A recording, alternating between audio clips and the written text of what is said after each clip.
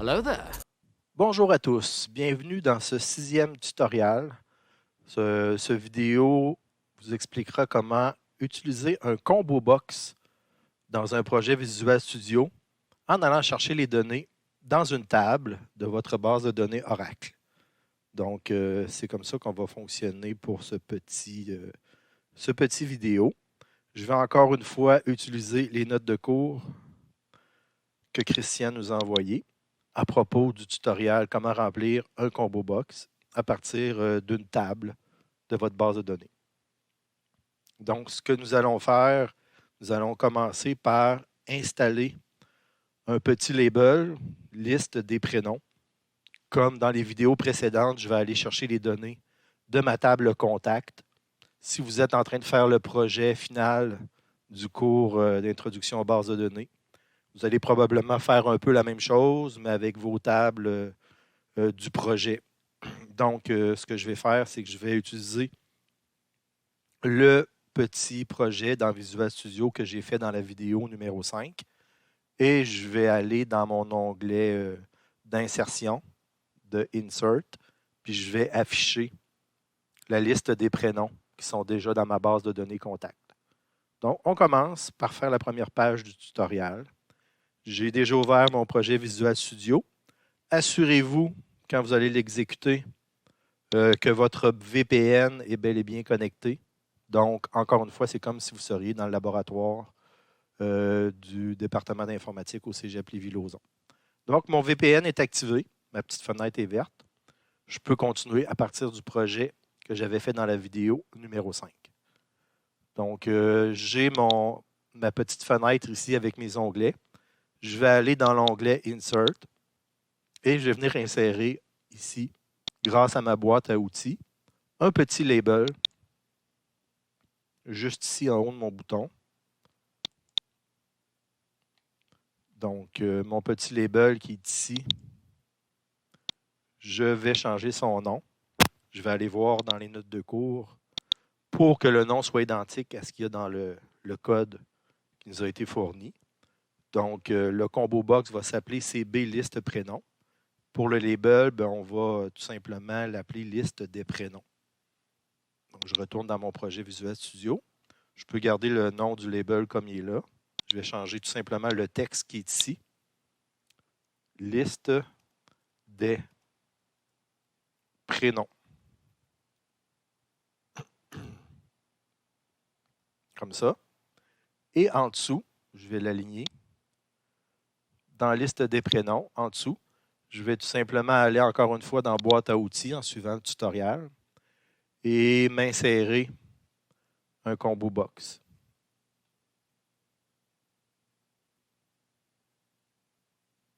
Le combo box est ici. Je vais chercher un petit peu. Je vais m'insérer un combo box. Je vais l'agrandir un petit peu pour être certain que mes prénoms entrent à l'intérieur. Le but, ça va être d'aller chercher tous les prénoms qui sont déjà dans ma table contact et des afficher dans le combo box pour pouvoir les présélectionner. Dans votre projet, vous allez probablement pouvoir faire ça avec, en allant chercher, par exemple, le genre de film ou les réalisateurs des films pour faire en sorte qu'il n'y ait pas d'erreur. Ça va limiter les erreurs quand, au lieu d'écrire dans une petite boîte le genre du film ou le nom du réalisateur, mais s'il est dans un combo box, vous allez pouvoir choisir un réalisateur qui existe déjà ou un genre de film qui a déjà été préétabli dans votre table genre. Donc, le nom du combo box, je vais le copier ici. Je vais l'amener ici dans les propriétés de mon combo box. Je vais changer le nom de mon combo box qui est ici. Aussi simple que ça. Donc, c'est important de retenir le nom qui est CB liste prenom. Donc, liste avec un L majuscule, prenom avec un P majuscule. Donc, retenez le nom que vous avez donné à votre combo box parce que dans notre code, on va aller associer évidemment le fait que quand on va démarrer notre fenêtre, ce serait bien que déjà les prénoms soient insérés dans le combo box. Donc, pour faire ça, il va falloir aller insérer du code dans notre constructeur. Le constructeur, je vous rappelle que c'est le code qui est au début, qui est exécuté juste avant que la fenêtre soit affichée à l'écran. Donc, c'est important de le mettre au bon endroit, sinon votre combo box va être vide. Il faut que ce soit fait dans le constructeur, dans la partie du code du haut, pour que, quand votre fenêtre va apparaître, le combo box va déjà être rempli des éléments qui viennent de la table. Donc, je vais dans le tutoriel. Donc, on vous explique ça ici, puis on vous fait la référence avec notre projet des films du plein pays. On pourrait utiliser, par exemple, la table genre, aller chercher les genres de films. Puis on pourrait aussi aller chercher, par exemple, le nom des réalisateurs et mettre ça dans un combo box. C'est à vous autres de voir si vous le faites dans votre projet. Donc là, on a décidé de faire un petit exemple. On vous indique que, bon, dans le constructeur, vous avez déjà la connexion à la base de données. Puis on se crée un nouvel objet de notre connexion qu'on vient de faire. Donc ça, c'est déjà fait. C'est déjà présent dans le constructeur en haut. Donc ces lignes-là qui sont ici sont déjà présentes dans le constructeur. On va aller ajouter les lignes qui sont ici dans le tutoriel qui vont nous permettre de faire un select étoile from le nom de la table. Ma table ici, c'est contact. Et aller insérer dans le combo box ce qu'on a de besoin. Donc, si je vais dans mon code, donc ici, je vais aller insérer tout simplement le code dans le constructeur. Je clique tout simplement sur un bouton comme ça. Ça va m'amener ici sur mon bouton Insert. Mais je vais aller en haut complètement du code, l'endroit où j'initialise ici, par exemple, ma forme Oracle avec ma connexion. Je vais venir ajouter le code qui est dans le tutoriel. Si on regarde le code, on va s'assurer que le code est bon. Ma connexion était déjà là, donc j'imagine qu'elle était fonctionnelle. Je vais faire un select étoile from contact, qui est le nom de ma table. Je vais aller chercher toutes les données. Je vais tout simplement définir un objet pour ma requête qui a été fait ici un petit peu plus haut. Je vais ouvrir la connexion de la base de données avec connexion.open. Ensuite de ça, on va aller lire toutes les données qui sont dans ma table contact. On va créer une boucle ici qui va aller chercher chacun des enregistrements. On va aller chercher particulièrement le prénom. OK? Donc, le prénom dans ma table, c'est le nom de ma colonne. Ma colonne s'appelle PRENOM. Dans ma table contact, je vais aller chercher le prénom. Je vais l'envoyer dans mon CB list prénom. Ça, c'est le combo box que je viens de créer. Donc, je vais aller l'envoyer dans mon combo box. Je vais l'ajouter avec le petit add qui est ici sur ma ligne. Puis, je vais la transformer en chaîne de caractères, tout string, parenthèse, parenthèse, très important, pour l'envoyer dans mon combo box. La boucle va se faire pour chacun des éléments de ma table contact. Donc, il va ajouter tous les prénoms dans mon combo box. Ensuite de ça, on ferme la connexion. Donc, on regarde s'il n'y a pas des erreurs. Il ne semble pas avoir d'erreurs. On retourne ici à ma fenêtre. On va exécuter le programme avec l'aide de démarrer.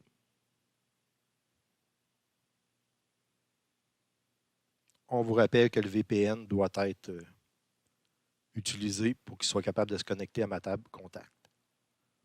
Donc, au démarrage de la fenêtre, s'il n'y a pas eu d'erreur de code, mon combo box devrait déjà être rempli avec tous les prénoms de ma table contact. Donc, on va aller voir dans mon onglet Insert. Dans mon onglet Insert, vous avez le combo box qui apparaît. Si je clique sur la petite flèche du combo box, regardez, tous les noms, les prénoms, je devrais dire, de ma table contact apparaissent ici. Donc, je peux sélectionner un prénom. Pour l'instant, admettons que je choisis Pauline, ben, ça n'a pas vraiment d'influence si j'insère un nouvel enregistrement. Donc, je n'ai pas envoyé la sélection que j'ai faite dans mon combo box à aucun endroit que ce soit. Donc, imaginez que dans votre projet, vous pourriez choisir le réalisateur, prendre ce que vous avez choisi et l'envoyer, par exemple, dans une requête SQL qui insérerait un nouveau film avec ce que vous avez choisi dans le combo box. Juste pour être sûr qu'on comprenne bien ce qu'on fait, on va faire afficher ici, juste à côté, dans un label, dans une zone de texte, juste par exemple, il y a différentes façons d'aller chercher le contenu du combo box, soit d'aller chercher la position, comme par exemple le lustre d'en haut, c'est la position 0, la position 1, la position 2, la position 3. Donc, Pauline serait la position 3. Donc, si vous allez chercher la position, ben, il va falloir faire, par exemple, un switch case pour vérifier, par exemple, la position 3, c'est tel prénom ou tel réalisateur dans votre projet. Vous allez devoir, par exemple, envoyer le bon nom de réalisateur dans votre table avec le bon nom de film. Il y a une autre façon qui n'est pas écrit qui est écrit dans le projet, c'est qu'on peut aller chercher aussi le texte qu'on a choisi dans le combo box. Donc, je vais faire les deux. Je vais fermer ici mon exécutable. Je vais retourner dans mon code ici. Donc, si on regarde dans le tutoriel, un petit peu plus bas à la fin ici, vous avez l'exemple fonctionnel. On vous explique comment on pourrait faire ça dans notre projet des films du plein pays. Puis, en utilisant Selected Index, on peut aller chercher la position. Donc, c'est une façon de le faire. Donc, je vais faire aussi la façon d'aller chercher la chaîne de caractères. Donc, ce qu'on va faire ici, c'est qu'on va rajouter deux petites zones ici. On va aller dans notre boîte à outils. On va choisir, par exemple, un label qu'on va venir indiquer ici, juste à côté du combo box. On va l'aligner comme il faut avec le combo box. Et on va venir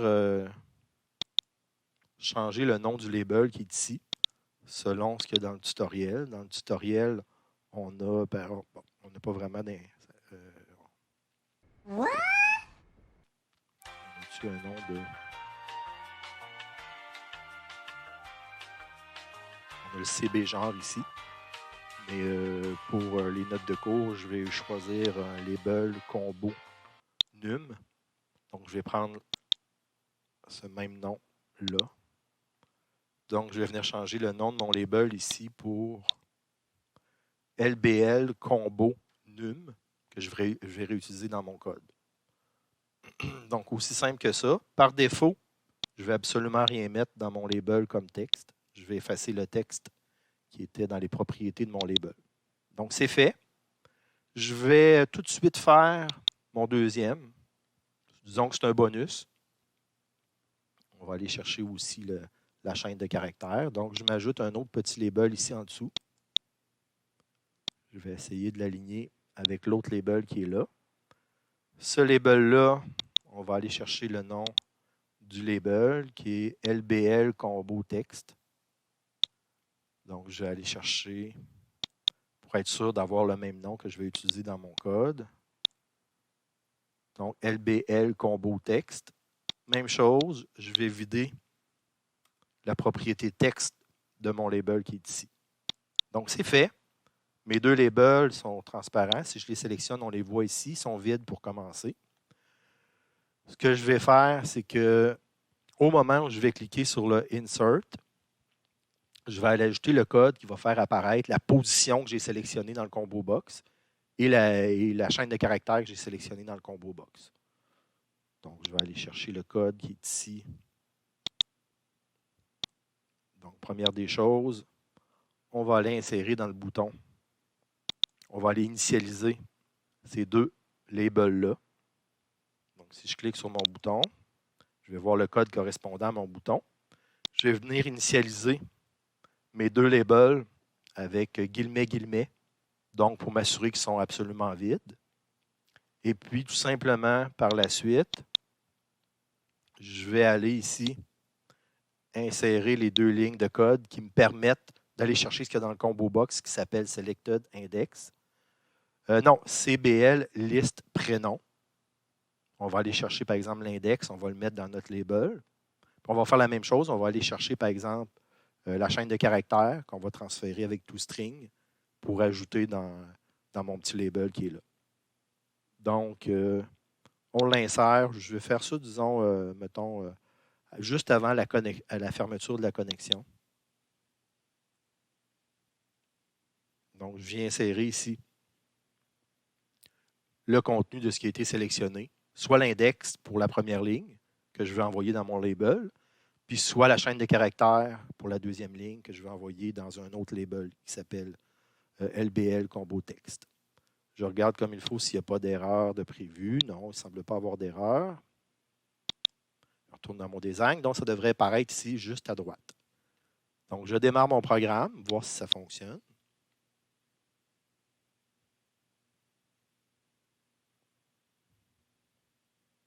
ma fenêtre vient d'apparaître ici comme ça. Donc, si je vais dans mon onglet, mon tab contrôle Insert, par exemple, si je viens insérer un nouvel enregistrement, mettons, je l'appelle Luc. Non, je vais changer le nom. Mettons que je l'appelle Jean. Nom de famille Arrache. Jean Arrache, de sexe masculin. Si je viens voir ici dans ma liste de prénoms, regardez, toute ma liste de prénoms apparaît. Si je choisis le premier, ça va être l'indice 0. 1, 2, 3, 4, 5, 6. Si je choisis Wendoline, ça devrait être l'indice 6. Donc, on commence à 0. Luce, 0. Le deuxième Luce, c'est 1, 2, 3, 4, 5, 6. Donc, je choisis Wendoline.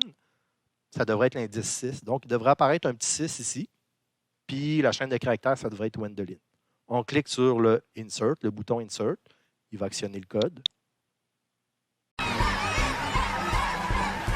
L'enregistrement est ajouté. Regardez, il y a un petit 6 qui est apparu dans mon label qui est ici. Puis, il y a la chaîne de caractères Wendoline qui est apparue aussi, tout juste en dessous. Ça a fonctionné. Donc, j'ai rempli mon combo box à l'aide du constructeur. Il s'est connecté à ma table contact. Il a été chercher tous les enregistrements. J'ai inséré les prénoms. Je les ai, avec un add, ajoutés au combo box. Donc, quand ma fenêtre est apparue, il y avait déjà les noms, les prénoms, je devrais dire, à l'intérieur du combo box. Puis, en sélectionnant ici un prénom, mettons que j'en fais un autre ici, je choisis, mettons, la première Luce, ça devrait être l'indice 0. Si je clique sur Insert, regardez, c'est l'indice 0. C'est mon index qui est là. Puis la chaîne de caractères, c'est Luce. Donc, ça fonctionne bien. Donc, vous pouvez l'utiliser dans votre projet des films du plein pays. N'oubliez pas que selon les circonstances, c'est à vous autres de choisir ce que vous allez mettre dedans. Vous allez pouvoir prendre le contenu de ce qui a été sélectionné, soit l'index ou soit la chaîne de caractères, puis l'utiliser pour faire un insert, pour l'insérer dans votre base de données. Je ne vous montre pas exactement comment le faire. Je vous laisse le tester et l'essayer.